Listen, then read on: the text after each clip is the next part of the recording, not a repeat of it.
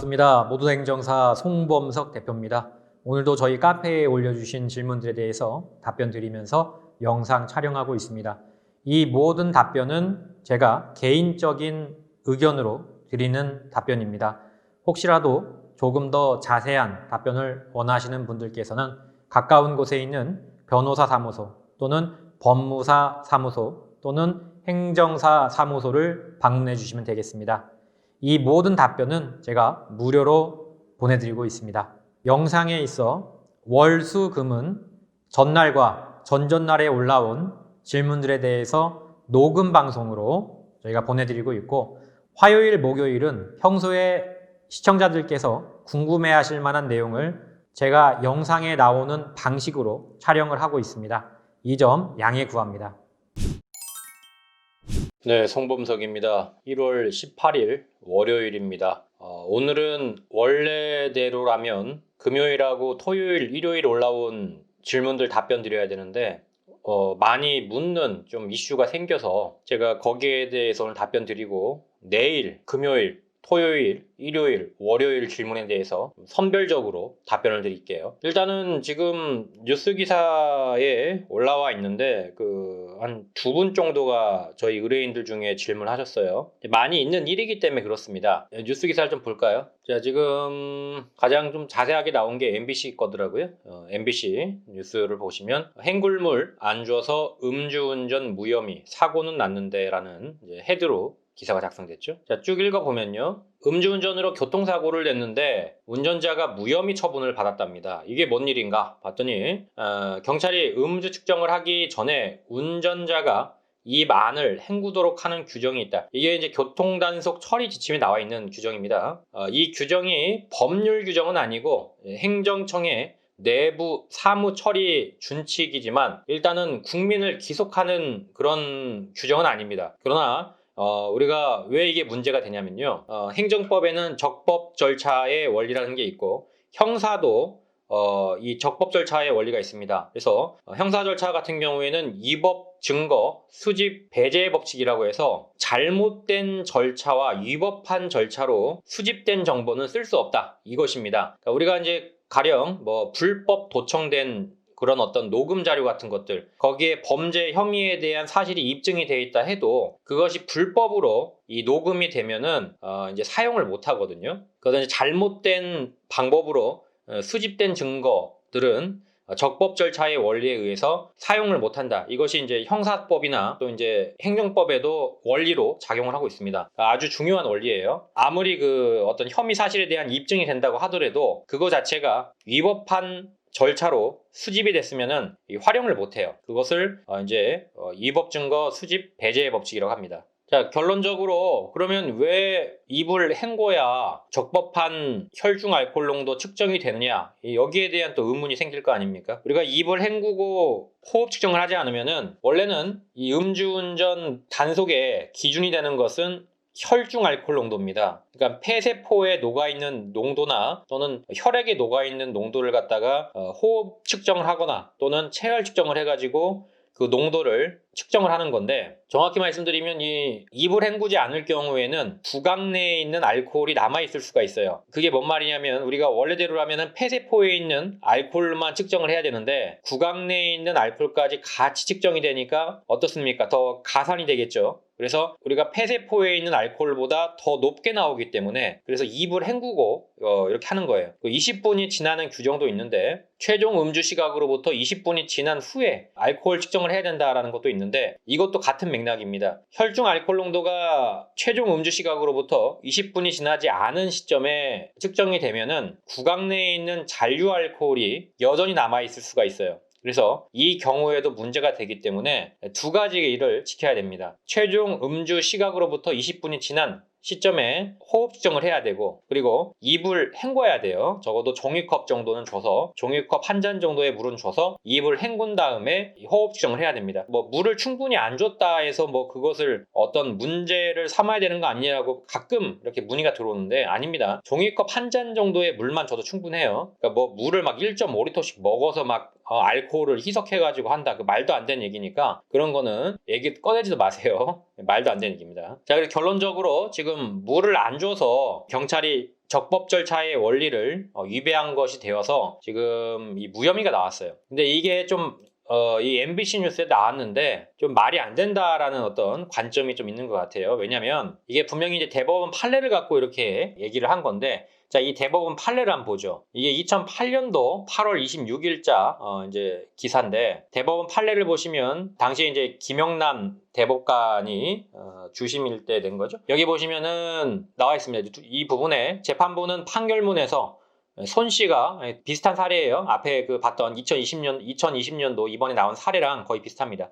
손 씨가 술을 마시고 10분이 지나지 않아 물로 입안을 헹구지 않은 상태에서 음주 측정을 해 입안에 알코올 성분이 남아있어 과다 측정됐을 가능성을 배제할 수 없다. 자, 제가 처음 말씀드렸죠. 혈중 알코올 농도가 입안에 남아있는 상태에서 20분이 지나지 않으면 잔류 알코올이 남을 수가 있다는 겁니다. 그런데도 원심, 그러니까 이제 고등법원이죠.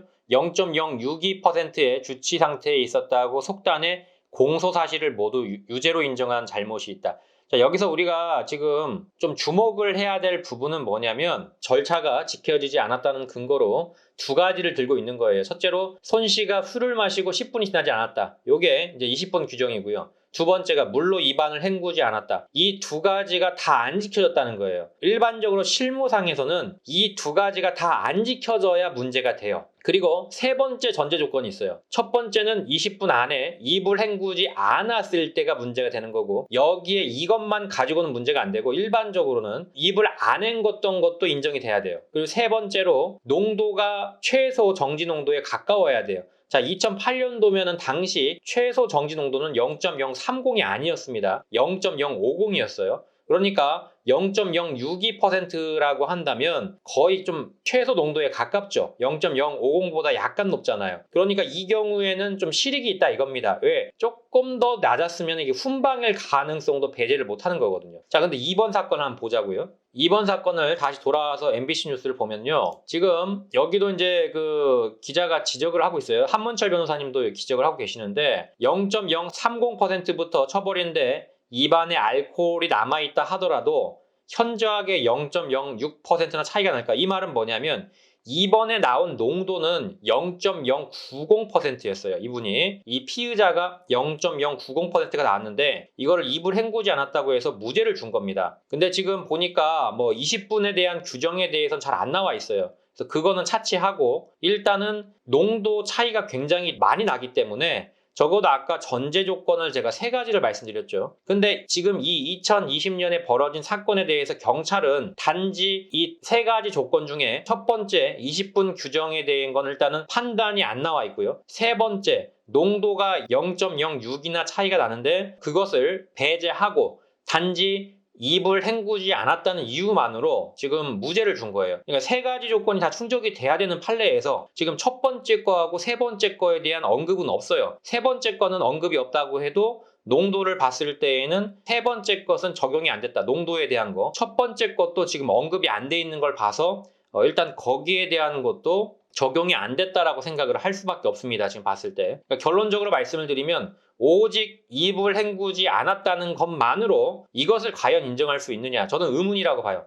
지금 이게 대법원 판례가 아니고 그냥 경찰에서 자체적으로 무혐의를 준 거거든요. 여기 보시면 이 뉴스에는 안 나와 있는데, 보시면 여기 그 매일신문 보면 중간에 나와 있죠. 경찰이 음주운전 부분에 대해서는 무혐의로 검찰에 송치했고 검찰도 불기소 처분했다. 그러니까 무혐의가 나왔다는 소리예요. 경찰 자체에서 무혐의 판단해가지고 검찰로 올렸고, 검찰에서도 무혐의 맞다라고 판단한 겁니다. 경찰이 거의 무혐의 올리면은 거의 90% 이상 무혐의 나옵니다. 경찰 의견을 거의 존중해 주세요. 검찰도. 특별한 일 아니면은 무혐의가 많이 나와요. 그래서 결론적으로 이거는 경찰 내부적으로 이거는 무혐의다라고 경찰이 인정을 한 겁니다. 지금 대법원까지 간 것도 아니고요. 근데 이게 비판을 좀 받을 수밖에 없는 것은 아까도 말씀드렸듯이 지금 세 가지 전제 조건이 다 해당이 돼야 되는데, 첫 번째로 20분에 대한 것도 빠져 있고, 그 다음에 농도도 굉장히 갭이 차이가 많이 난다는 거예요. 단지 이불을 헹구지 않았다 않았다는 거 하나만으로 이걸 무혐의를 줄 수 있느냐, 이거는 그 어떤 대법원 판례를 제대로 해석을 못했다라고 볼 수밖에 없거든요. 저만 그 얘기하는 게 아니고 그 아까 MBC 뉴스에서 한문철 변호사님도 그 얘기를 하고 있어요. 보시면은 여기 보시면 법원의 판단을 받도록 하는 게 옳았다라고 이제 변호사님께서 얘기를 하고 계시는데, 이런 부분들을 봤을 때에는 좀 문제가 있다는 겁니다. 의견이. 제가 볼 때에는 이런 사례는 앞으로는 안 나오지 않을까라고 생각이 들어요. 정확하게 말씀드리면 세 가지가 다 위배가 돼야 아까 대법원 판례와 같은 주장이 가능하다 이 말입니다. 정리를 다시 한번 할게요. 첫 번째로 일단 내가 이입을 헹구지 않았다라는 것만 갖고는 안 되고, 거기에 최종 음주 시각으로부터 20분이 지나지 않았다는 거, 그리고 농도가 경미해서 정지가 되는 최소 농도, 거기에 거의 가깝다라고 한다는 전제가 있을 때 그런 판례들이 나올 수가 있어요. 근데 지금 이것만 갖고는 원래는 이건 안 된다고 봐야 맞아요. 하지만 굉장히 이례적인 경우입니다. 지금 봤을 때 왜 이렇게 판단했는지 저도 이해가 잘 안 되는데, 어쨌든 경찰 판단이니까 존중해야죠. 그러나 이런 경우가 없을 거다 앞으로는. 있다 하더라도 지금 이렇게 여론의 문매를 맞았기 때문에 이건 분명히 선례로 기록이 됩니다. 그래서 이렇게 하지 마라라는 어떤 내부 지침이 생기지 않을까 싶어요. 물론 제 뇌피셜이지만 그럴 것 같습니다. 경찰의 어떤 그런 성향을 봤을 때 여론에서 한번 이렇게 다뤄준 것들에 대해서는 분명히 조금 자성적인 것들을 해요. 경찰도. 그렇기 때문에 아마 이후에는 이 대법원 판례를 엄격 해석해서 이런 사례가 존재하지 않을 걸로 판단이 됩니다. 자, 그리고 한 가지 더 말씀드리자면 이입을 헹구지 않았냐를 어떻게 증명하느냐, 세 가지 방법이 있어요. 첫 번째,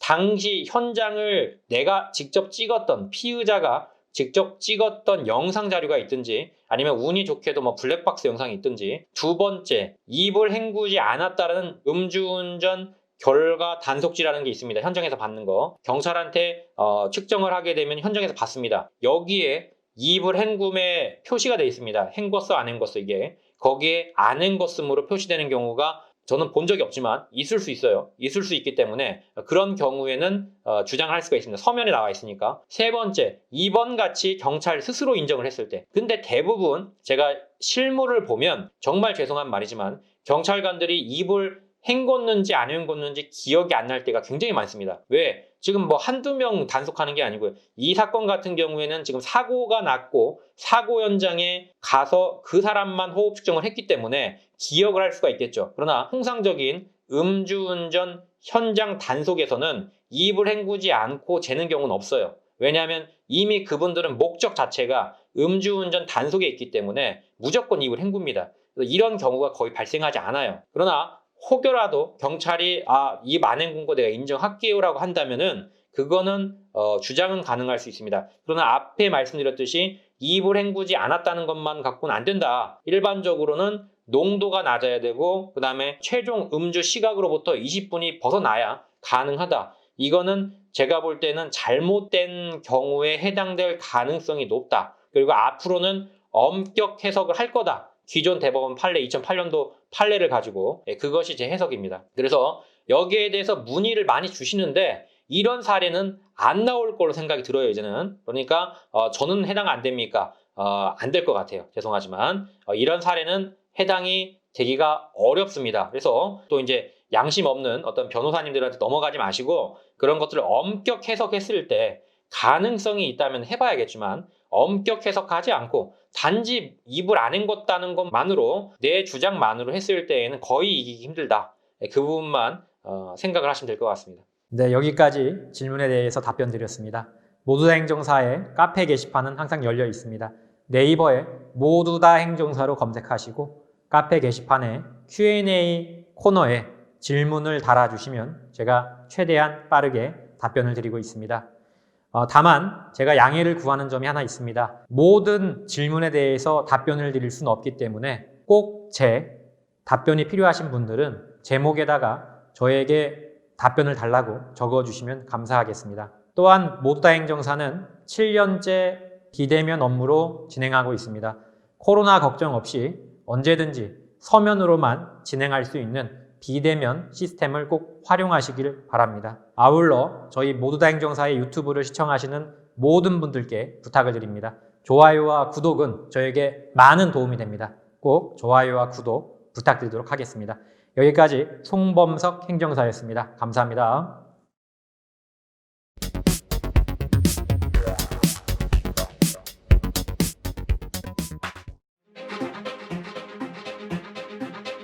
모두 다 감옥 보낼 수는 없는 거 아닙니까? 이 중에서 경중을 따져서 억울하거나 또는 경미하신 분들은 한 번 더 기회를 줘야 되지 않을까요? 음주운전은 절대로 해서는 안 되는 행동입니다. 마땅히 처벌을 받아야 할 죄입니다. 그러나 죄라는 건 경중을 따져야 합니다. 참작할 만한 점이 있거나 억울한 사연이 있다면 다시 한번 면허를 회복할 기회를 줘야 한다고 저는 감히 생각합니다. 다시 모두를 소중한 우리 이웃으로 저는 모두 다 행정사입니다.